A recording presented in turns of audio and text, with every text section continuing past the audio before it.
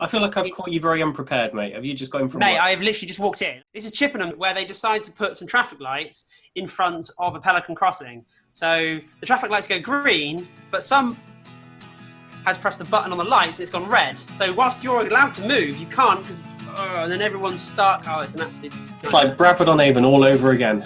Yeah, it is. This is the Sheer Isolation podcast. It's presented by Kieran Moore and John Ponting.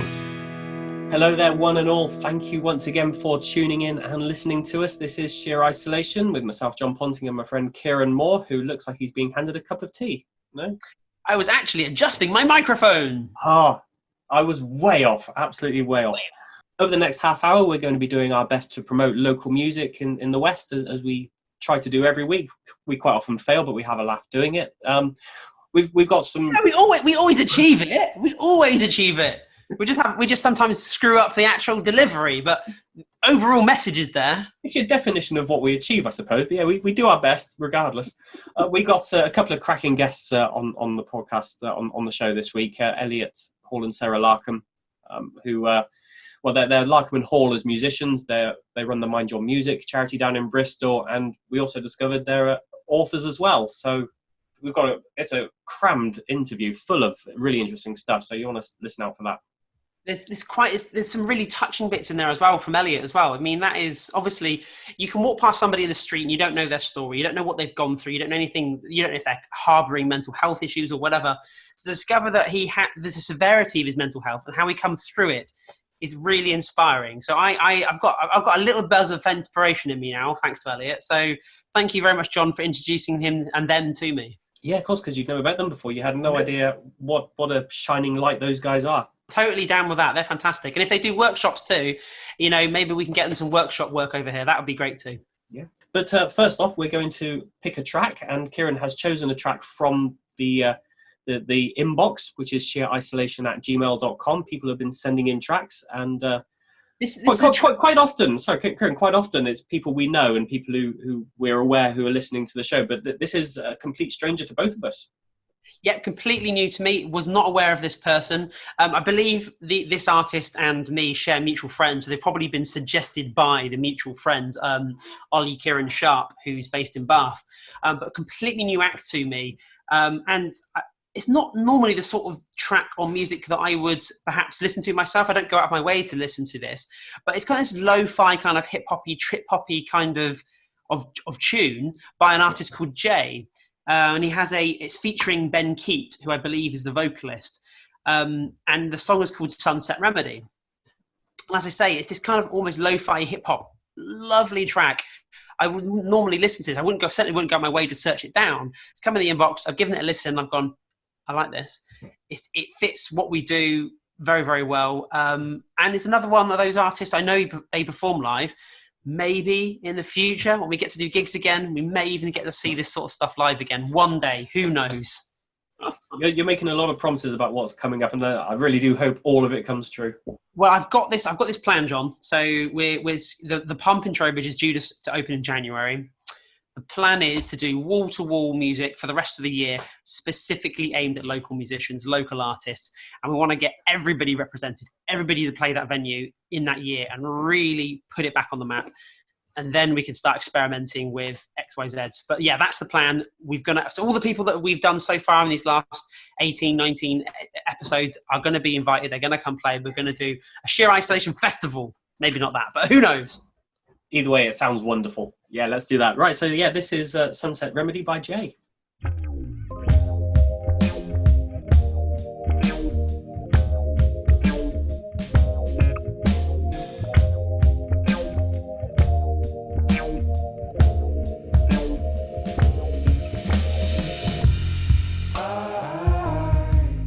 need to focus on myself sometimes. I can't breathe. Feels just like we're losing time.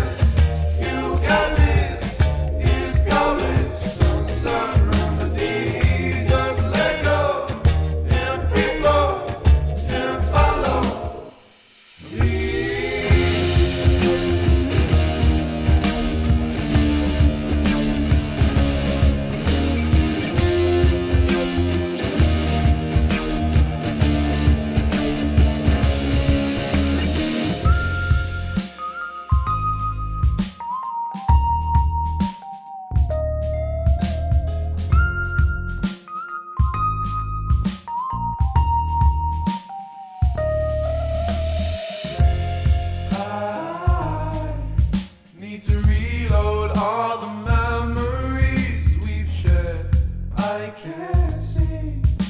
The good ones, I don't think they're there.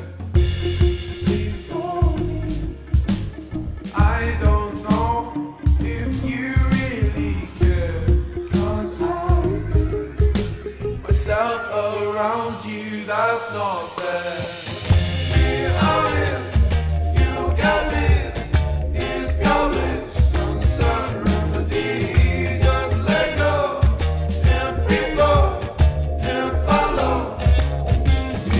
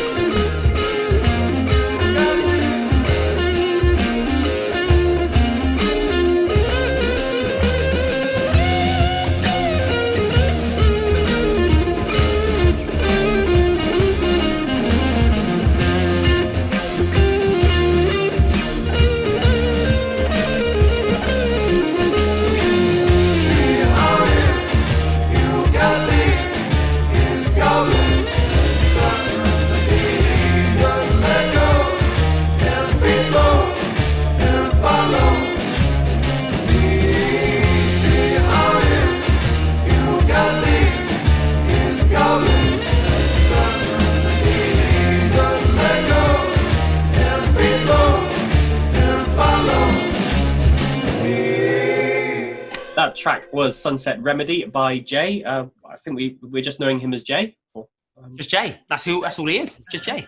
You mentioned in the previous link there about the Pump in Trowbridge looking to reopen and get some gigs going. Earlier today, I looked at some of our bigger venues in the West. So I was looking at places like the Hippodrome, who are looking at putting some gigs on around the middle of October. The Wyvern in Swindon's not doing anything till February. Places like Comedia in Bath, they're doing smaller events from October. There's no real set pattern, is there, for what we can expect? No, not at all. Literally, every venue is having to figure out what works for them, and every venue has a different set of circumstances. This is highlighted in the applications process when you could apply for money and you had to sort of explain your business, and it really came out that everybody is so vastly different. There's so many different circumstances that. And interpretations of what they feel they can safely do.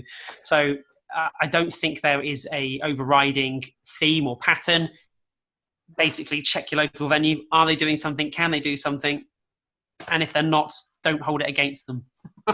It's also very difficult because also we've got a lot of data coming in, daily data about number of cases and people contracting COVID, and it's jumping. Like if you look region by region, it just jumps all over the place. It's really difficult for a single venue in a particular town to know what's going to happen in 2 weeks' time. Oh, absolutely. I mean, we've said in a couple of episodes back, how do you go about planning something so far in advance when you don't know what's happening locally day to day? It is a complete minefield. My overall is that people are getting back to planning stuff irrespective of, the number going up. And I think people are just hoping that by the time it swings around to them, the measures they've put in place will be enough to see them do a safe event. Thank you for that, Kieran. It is time for us to get on to our interview for this week. Now, this week we are joined by Elliot Hall and Sarah Larkham, who are two musicians based down in Bristol. We start by talking just about their background because for those of you who are watching the YouTube edition of this show, you'll see they're on a boat, which is where they've lived for several years, and I'm just so jealous. I don't think I could live on a boat because I've got too much stuff and I like my stuff, but wouldn't you just love the boat life? My wife likes the idea of the boat life. She also likes the idea of the van life. I'm definitely edging towards more the van life than the boat life. I prefer a narrowboat holiday to a camper van holiday. Really? Interesting. Maybe you're a water baby or a sailor in a previous life. hope not, 'cause I can't swim. But anyway, we'll hand over to this interview. Cool. Am I right in thinking you're on a narrowboat right now? Yeah, well, Yeah. barge. Barge, yeah, well, it's a wide beam, so it's like a little bit bigger. It's about 10 foot, is it? 10 foot by 60 foot. Yeah. So when I say narrowboat, is that like an insult? Yeah, exactly. Yeah. So how close are you to the Thekla then? Is that the harbour there by the Thekla? Thekla is just a little bit further on. 5 minutes walk. 5 minutes walk, yeah. Oh, that is the dream. About 5 minutes walk.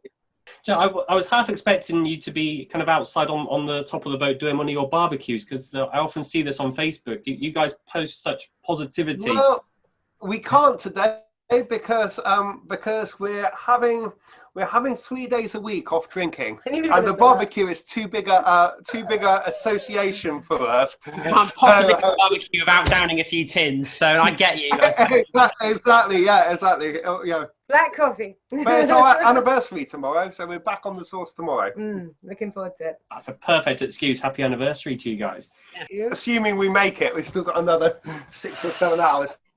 Yeah. Do you want to give us a little bit of a rundown about Larkham Hall, because that's kind of the main musical project that you do now, isn't it? We're both songwriters in our own right. Our styles of songwriting kind of suited each other in terms of we both liked the kind of heavyweight songwriters from the Poetic. 60s, the kind of the Dylan, the Joni Mitchells, the Leonard Cohens, the Tom Waits. Yeah, Tom Waits, exactly, that sort of thing. So and I mean, over the years, I've wrote over 2,000 odd songs, and Sarah's wrote a lot. We've both got quite individual vocal styles, haven't we? And then trying to blend those two, because Elliot's a really gruff, gritty, kind of deep voice man, and I'm not. And then we're trying to gel the two together. That took a while. Quite a while. In your car, practicing in your car. And I think when we first started, we really felt like, oh God, this is sounding like two solo artists. Yeah, you know, that's the danger. And it took us a long time and a lot of gigging to really bring the sound and stuff together.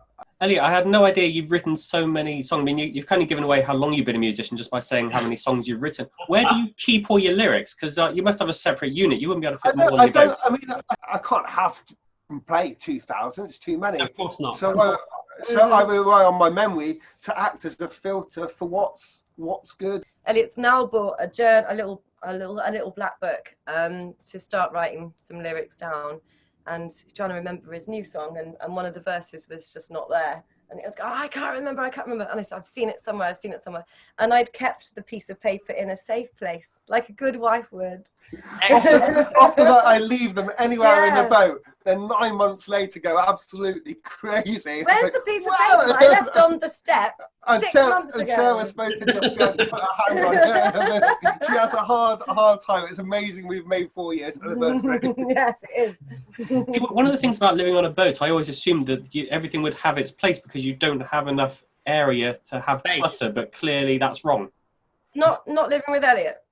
Yeah, he is the messiest person in the world. There cannot be a messier person. I'm serious. Everyone thinks I'm joking, but I'm not. You have learned to hang up the bath mat. That's so when you open an envelope now, you don't just throw the envelope on the floor. That took about 3 years. See what I mean?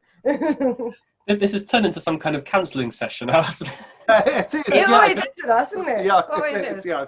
Is Elliot a nightmare at gigs? He always forgets stuff at gigs. Oh no! Oh, no!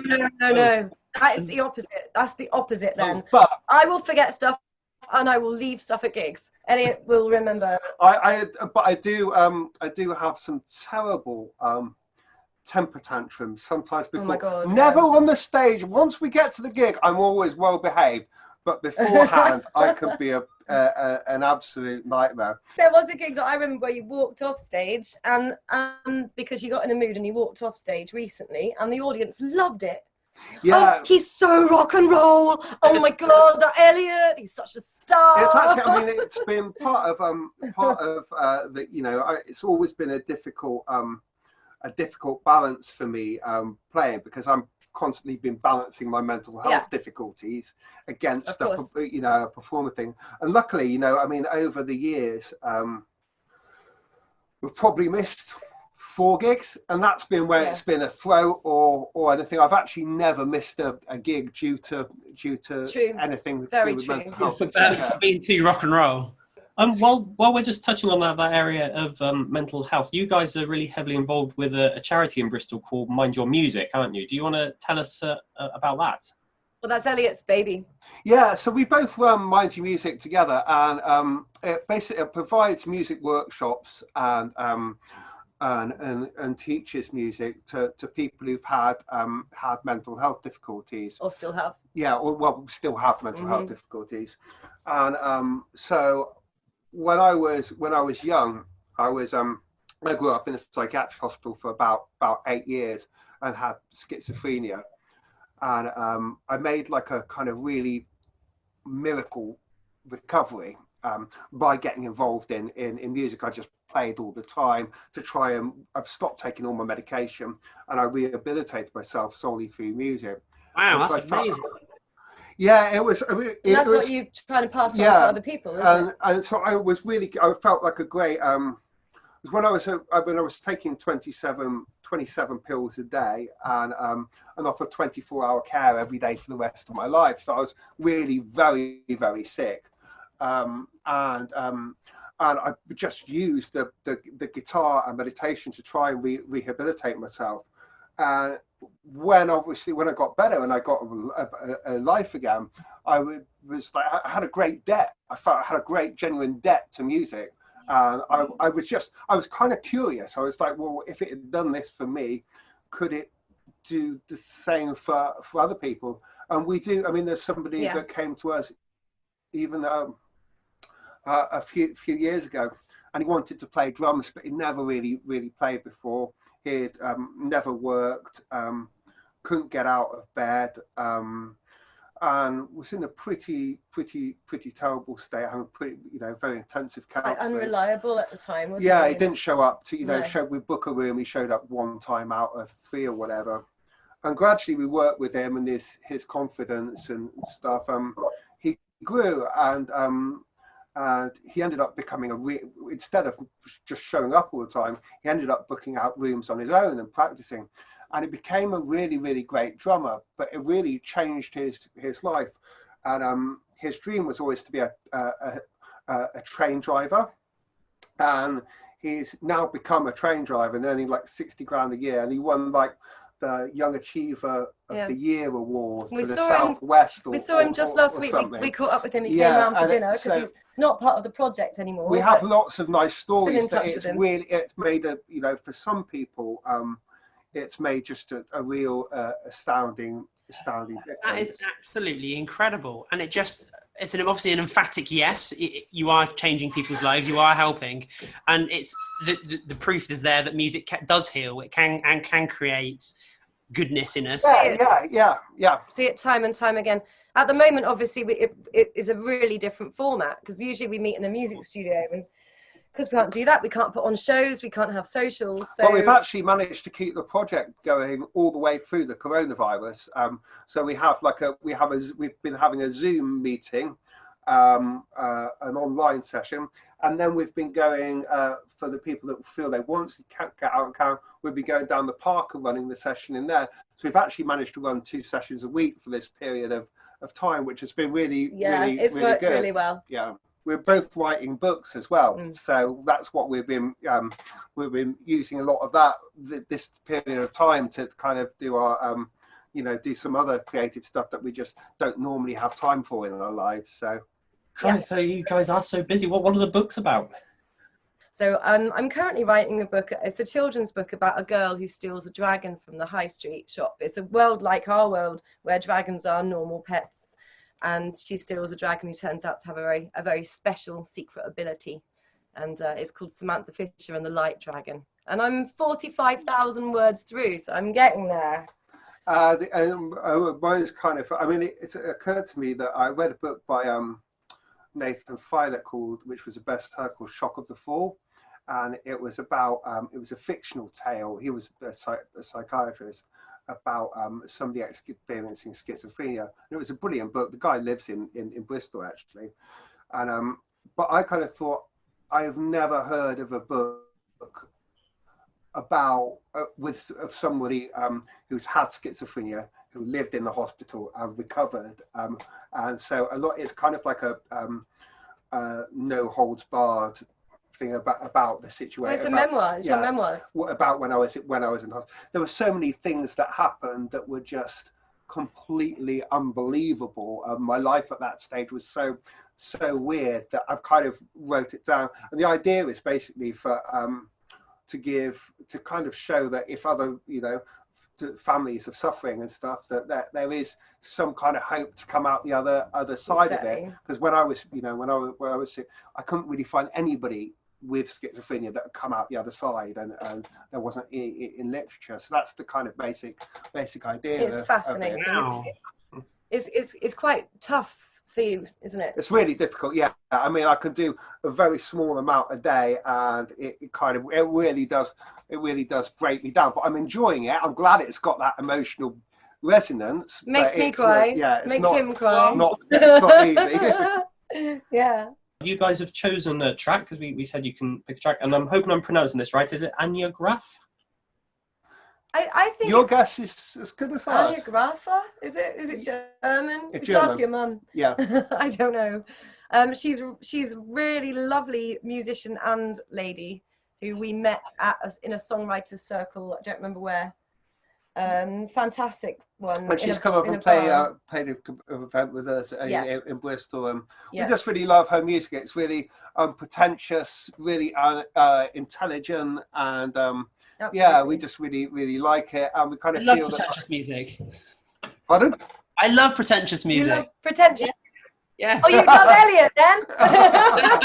Actually, Kieran, I was going to say, I think you're really going to love this track that's been picked because it's definitely got a real theme of kind of that Balkan style blues about it. I know you said previously that's your favourite music at the moment.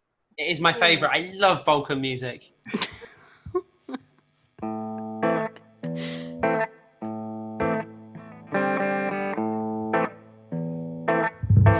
I feel shame of having no name.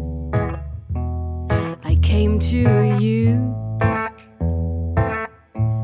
Don't push me away. And when I scream, nobody hears. My voice is broken, my bones are stiff with fears. Oh. 'Cause when you hide from the world is gonna hide from you. So tell me what I came here for, if not to love. Well, I love a man who won't love me back. My dreams, my smile, and my crack. And I love a dog that came to me. He still hasn't left, and he's taught me how to be. 'Cause when you doubt the world is gonna doubt you. So tell me what I came here for, if not to love.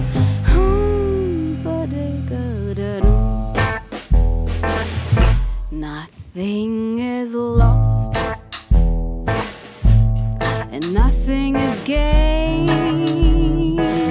Everything has changed, and all is the same. When the tides turn low, my spirit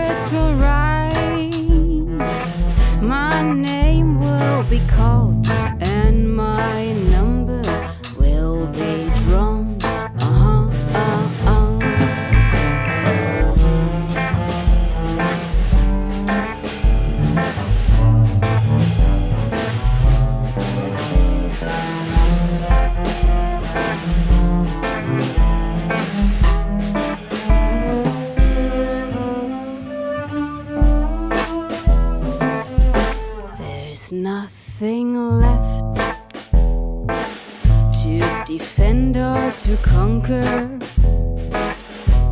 There is no fear of the present or the future. So bring on the bad news. They won't get to me, 'cause I know what you want and you won't get it from me. No, 'cause when you lie to the world, oh, the world is gonna lie to you. So tell me what I came here for, if not to love.